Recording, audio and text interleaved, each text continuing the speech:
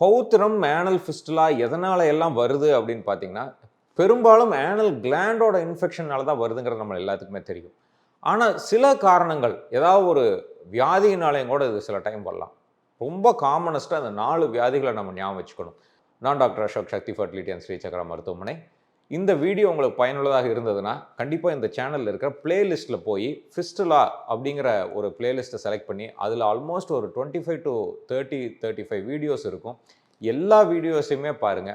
இத பத்தின எல்லா டவுட்ஸ் இருந்தாலும் கிளியர் பண்ணிக்கோங்க. மேற்கொண்டு டவுட்ஸ் இருந்தாலும் கமெண்ட் செக்ஷன்ல கேள்விகளா கேளுங்க. தொடர்ந்து அத பத்தி டிஸ்கஸ் பண்ணுவோம். நம்பர் 1 கிரான்ஸ் டிசீஸ் அப்படின்னா என்னன்னா, குடல்ல இருக்கிற இயற்கையாகவே இருக்கிற ஒரு குடலோட வியாதி. குடலுக்குள்ளார சின்ன சின்ன சி கொப்பளங்களாக மாறி, அது வந்து சி வந்து ஆனல் கிளாண்ட்ல இருக்கும்பொழுது, அங்க வந்து ஏற்பட்டு ஃபிஸ்டுலாவா வர்றது. 2வது மோஸ்ட் காமனஸ்ட் வந்து டிபி. காசநோய் எல்லா நுரையீரல மட்டும் தான் தாக்குங்கிறது கிடையாது. மிச்ச பக்கமும் அது வந்து தாக்கி ஃபிஸ்டுலஸ் கிளாண்டாக ஏற்படலாம். 3வது ஏதாவது ஒரு வகையான டைவர்டிகுலைட்டிஸ். இந்த டைவர்டிகுலா அப்படின்னா என்னன்னா, அந்த டைவர்டிகுலா வந்து ஒரு சின்ன அவுட் போச்சிங் ஆஃப் தசைகள். அதுக்குள்ளாரையும் இன்ஃபெக்ஷன் ஆகி இந்த மாதிரி ஃபிஸ்டுலஸா வரலாம்.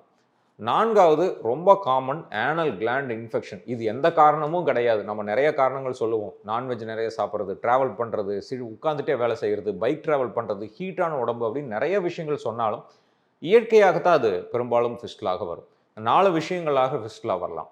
பெரியானல் ஃபிஸ்டுலா, பௌத்திரம் இருந்ததுன்னா என்னென்ன மாரியான சிம்ப்டம் எல்லாம் நம்மளுக்கு வரலாம்? பெரும்பாலும் ரொம்ப காமனான சிம்ப்டம். நம்பர் 1 வந்து ஏதோ ஒரு ஆசனவாய் பக்கத்தில ஒரு ஹீட் பாயில் மாரி வருங்க.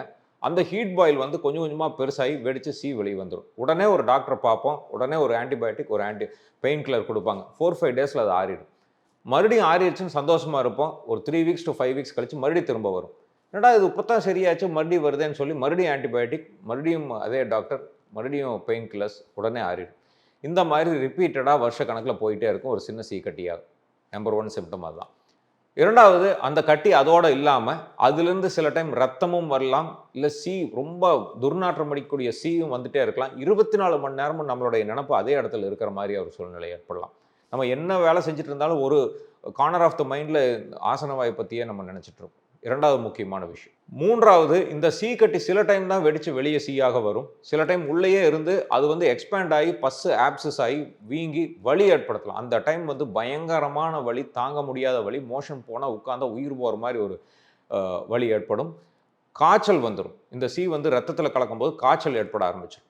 ஸோ இதெல்லாம் தாங்க முடியாதப்போ அர்ஜென்ட்டா நம்ம ரெகுலரா பெஸ்ட் டாக்டர எங்க போய் செலக்ட் பண்றதுன்னு தெரியாம, உடனடியா அவசரமா ஒரு இடத்துல போய் பார்க்கலான்னு சொல்லி பார்த்துருவோம். அதுதான் 3வது முக்கியமான விஷயம்.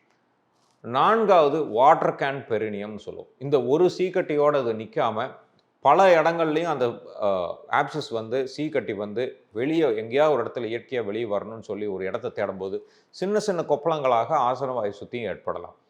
ஸோ இது எல்லாமே ரொம்ப காமனான சிம்ப்டம்ஸ் ஆஃப் ஆனல் ஃபிஸ்டுலா. எந்த சிம்ப்டம் இருந்தாலும் அத உதாசீனப்படுத்த வேண்டாம். இதுக்குண்டான ஸ்பெஷலிஸ்ட்ட பார்த்து, அதுக்குண்டான டெஸ்ட் பார்த்து இத கன்ஃபார்ம் பண்ணிக்கிறது மிக மிக அவசியம். ஃபிஸ்டுலா பத்தின நெறைய விஷயங்கள் வந்து நம்மளுடைய யூடியூப் சேனல்ல பிளேலிஸ்ட்டாக பேசியிருக்கிறோம். கண்டிப்பா பிளேலிஸ்ட்ல இருக்கிற ஒரு 25 டூ 35 வீடியோஸ் கம்ப்ளீட்டா ஃபுல்லா பாருங்க. அதில இருக்கிற டவுட்ஸ் உங்களுக்கு கிளியர் ஆகலைன்னா கமெண்ட் செக்ஷன்ல கேள்விகளா கேளுங்க. கம்பல்சரி அத பத்தி தொடர்ந்து டிஸ்கஸ் பண்ணுவோம்.